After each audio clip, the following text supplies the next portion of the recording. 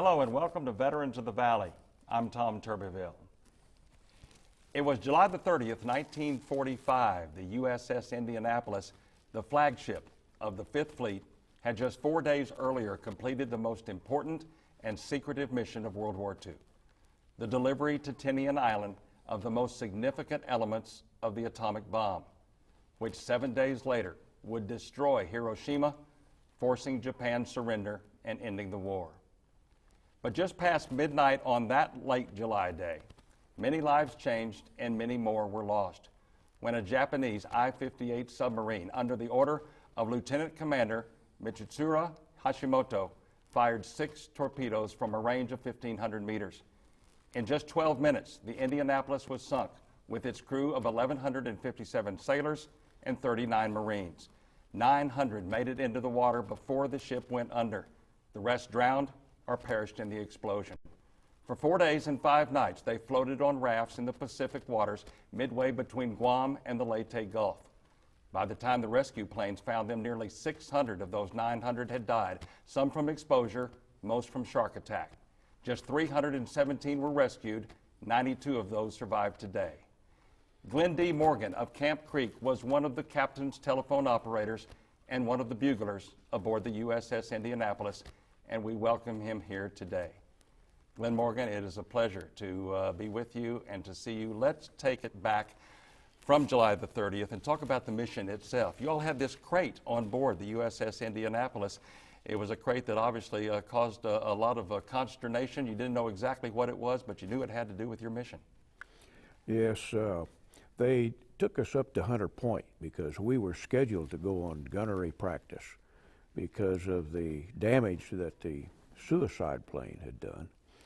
But they short-circuited that and put this huge box in back. It's about the size of a van, standard van.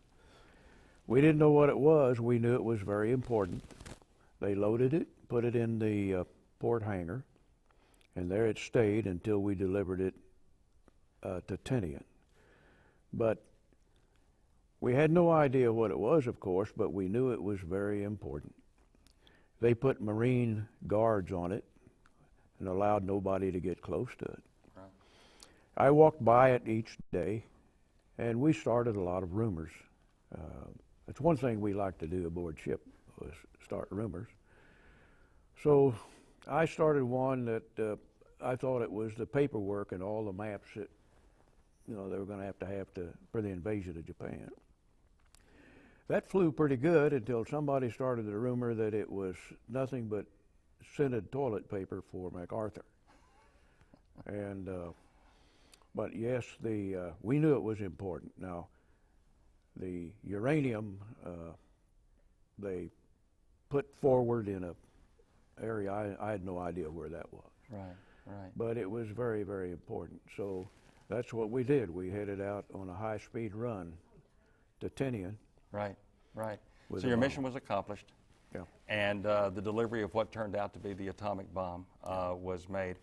But then July the 30th, about 10 minutes after midnight, the day had just started. Talk a little bit about where you were and what happened at that time. Well, I stood all my watches on the bridge, and during general quarters, I had to man these JL telephone circuits. And we always had signals conversations coming in from all over the ship, and I was to report them to the captain. But on that night, I had served my time on watch, and I had a housekeeping cleaning area, and it was conning tower, and this was where they would take the bridge, and you would go down below into conning tower, and they could steer the ship and do everything they could do on the bridge. And this is where I was sleeping. And a friend of mine, and we slept on the deck on a mattress cover with a little life belt that you blew up with air, and we were using those for pillows when this terrific explosion occurred. Let's go ahead and, if we're ready, let's go ahead and take a look at the USS Indianapolis. We've got a photograph here, and we'll be able to tell you there's the Indianapolis right there. And from what I understand, from what you've told me, you were situated somewhere right around right around there. Right. Right there at the front. Yep. Okay. But that's the Indianapolis. That's the cruiser, right? Right. Right. It was a heavy cruiser, about 610 feet long. But it was an old cruiser, but Admiral Spruance was always aboard generally. Right. And it was very high speed, and that's one thing he liked about it. And that's what we were doing, was about 33 knots across to Pearl Harbor, where we fueled up. The night that this happened, I was sleeping on the deck. My good friend there, we jumped up. I looked at my watch, and it said 10 minutes after midnight. So Ralph, my friend, said, why don't we go to the bridge, which we did. We climbed up a ladder and got on the bridge, and we decided this thing right then was not in very good shape because it was already listing to about 45 degrees. So we went aft to get a life jacket. All of our life jackets were strung on a wire behind the chart house. Chart house set right in the middle of the bridge. None there. Already they were gone. So by the time we got to the forward part of the bridge, the deck was inclined to about 45 degrees. Only two other people were there, the bugler of the watch and the officer of the deck, Lieutenant Orr. So I asked him, I said, is there anything we're supposed to do? What happened? He didn't know for sure, thought we got torpedoed. But they'd already passed the word to abandon ship. So my good friend and I decided to stick together. And I asked the bugler if he was going to sound abandon ship, and he said, well, as soon as I get the order. He never got them. He never sounded abandon ship. Wasn't necessary, really, of course. But I told Lieutenant Orr goodbye, told him I'd see him later, and crawled over the railing because that was the shortest way I knew to get to the water. My good friend did not follow me. He thought that was pretty stupid, I guess. But when I got down to the next deck, I slid down the side and jumped down to the next deck. Then I slid down the side of the ship until I got into the 40-millimeter gun mounts, and that's where the water swept me up against the gun. My little life belt sort of buoyed me up a little bit. The ship began to go down, and the gun barrels by this time were sitting straight up in the air, and I went right up one of those. Actually, I didn't go up it, the gun went down. But there I was, free of the ship, and I swam away. And you swam hard, and you found a plane floating in the water. I looked around and watched the ship sink, and the screws were still turning, and the stern was high in the air. And then I thought, well, I better see what's happening here. And when I looked around, I could see way back. It was light enough that you could see a little bit, but I could see the silhouette of an airplane, and it was quite a ways back. So being the good swimmer that I was, I Australian crawled back to that Venice as fast as I could. The plane was sinking, but there was a life raft, and I crawled in that life raft.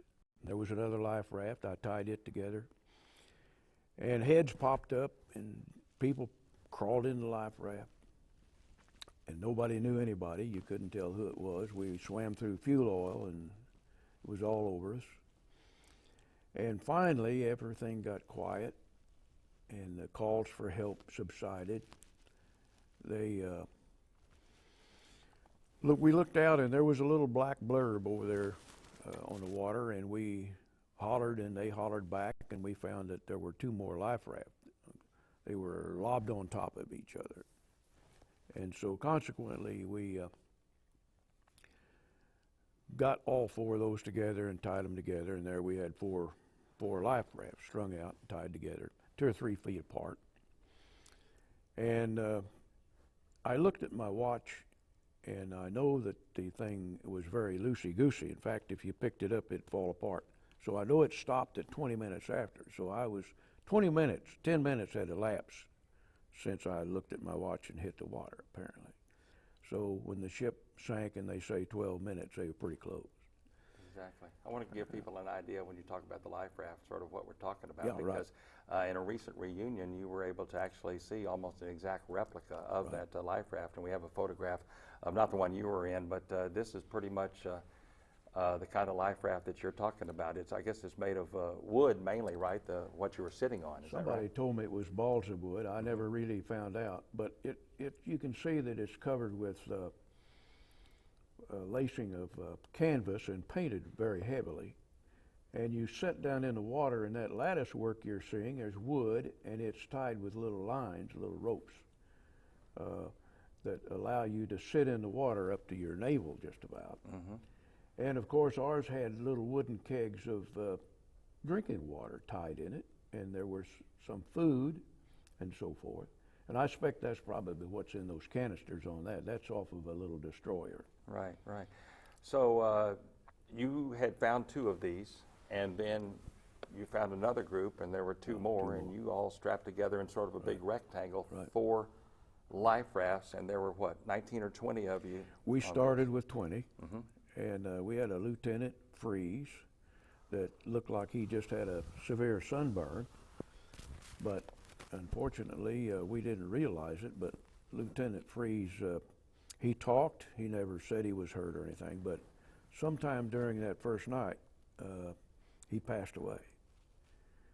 And the fellows in his raft took his ring and his watch, and there wasn't anything you could do but just slip him over, and we all gave a little prayer to him, and that was the end of Mr. Freeze. I found it interesting, Glenn, that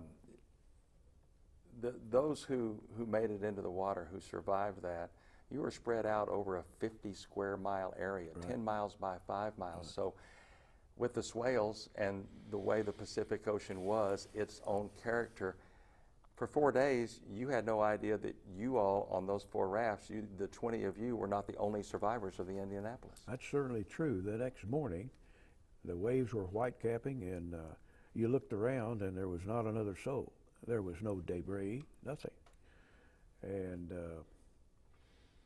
I started to go after a piece of, I thought it was pyrotechnics from the other raft, and somebody said, well, you better not look out there, and that was the first time I'd ever thought of sharks.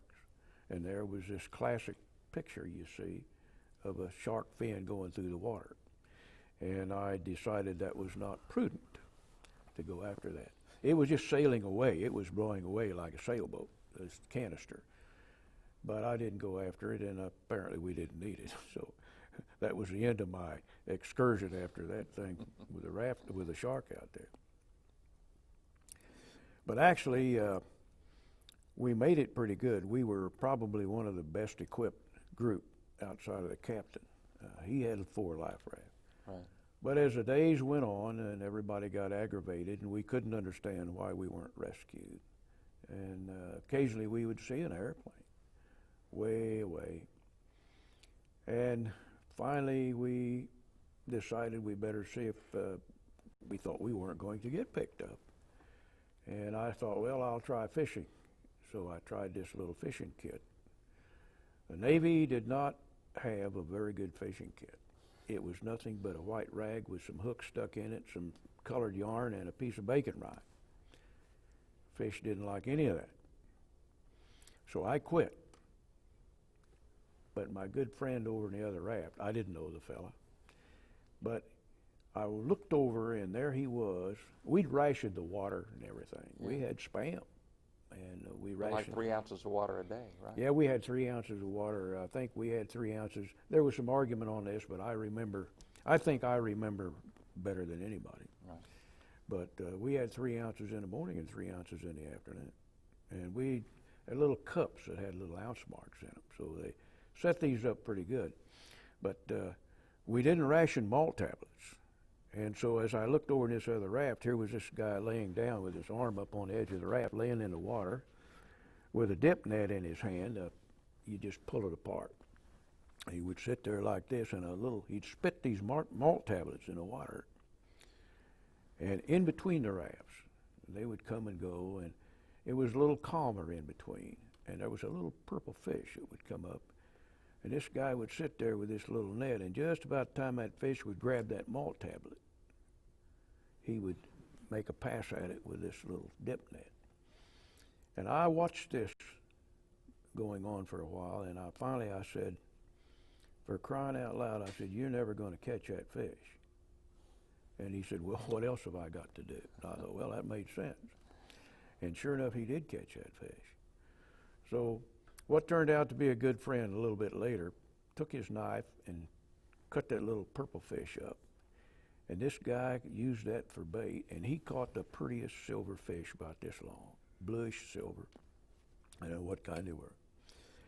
But he cleaned these things. This fella cleaned them with us and then filleted them and laid this nice white meat on the side of the raft. And most of us took a piece of it just to see, because we didn't really know how long we were going to be out there. But now we knew that we could catch fish. Absolutely incredible. So you had the 3 ounces of water twice a day, and you had the Spam. You learned to like Spam. I didn't mind the Spam. It was sort of salty. And later, after rescue, we all wrote a little blurb on what we thought about it. And that was one of the things that we didn't think they'd ought to be putting salty tasting Spam in a life raft without too much water. That's right, make you thirstier. Right. The shark issue was, from what I understand, was more of an issue for a lot of the other groups that were around than maybe yours, but you did deal with sharks, especially one that you even named Charlie. Oh, we did. We had old Charlie. I didn't name him, but he was a big shark. And you can't believe how many sharks are in the Pacific Ocean out there in the middle. There's a lot of fish out there, and you can look down and see these things.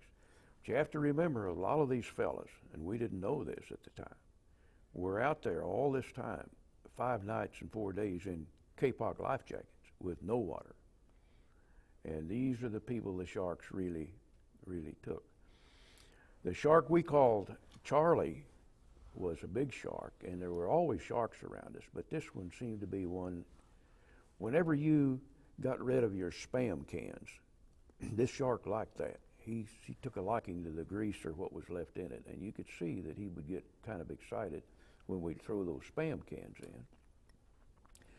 And one day, I was sitting up on the edge of this raft, the corner, my little corner back here, and not everybody can sit on the edge of the raft to get out of the water because it sinks further.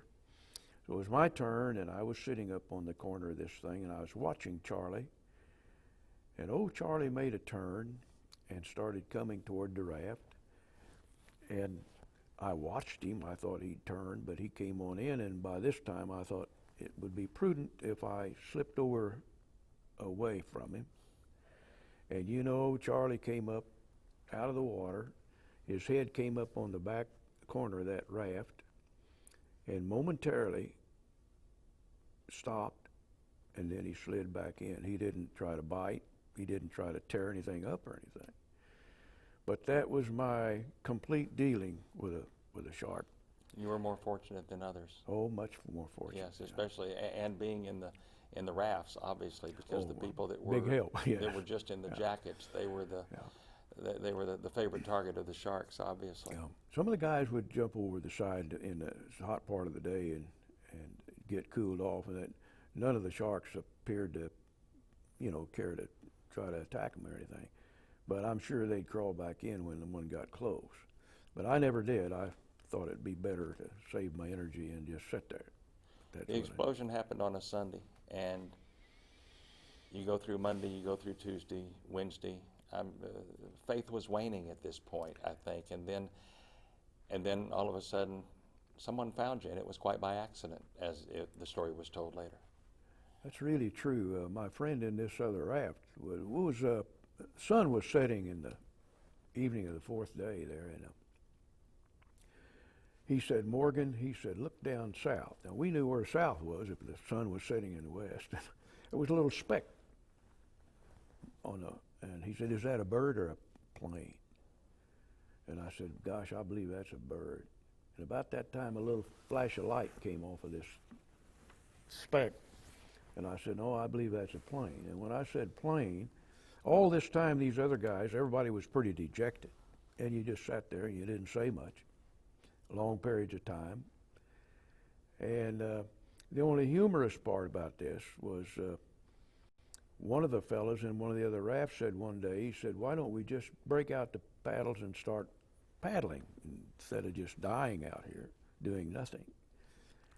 And I said, well, where would you want to paddle to? Which direction would you go? And he said, well, I don't know. He said, how far do you think land is? And I said, well, I believe land's about a mile and a half. And he said, which way? And of course I pointed straight down. And he didn't think that was funny. And I thought it was kind of humorous at the time. Later I found out I was wrong on the depth. It turned out to be more like 4 miles deep.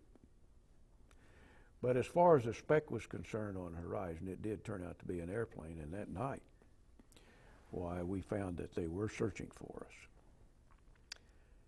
And Graham Claytor, one of the commanders of the destroyer escort Doyle, shined blue searchlights up in the air. Now, they weren't supposed to do this, but he told one of his officers, he said, well, why not just shine them on the water? We can't search for these people in the water and run over them with a ship. So they turned on the searchlights, and at the same time, they turned the searchlights up in the air, and we could see those searchlights those many miles away. And we were so elated because we knew then that we were going to be rescued. And sure enough, well, several airplanes came over and visited us just by simply throwing a marker in the water and waving. That made us sort of glow warm at the sight of those things.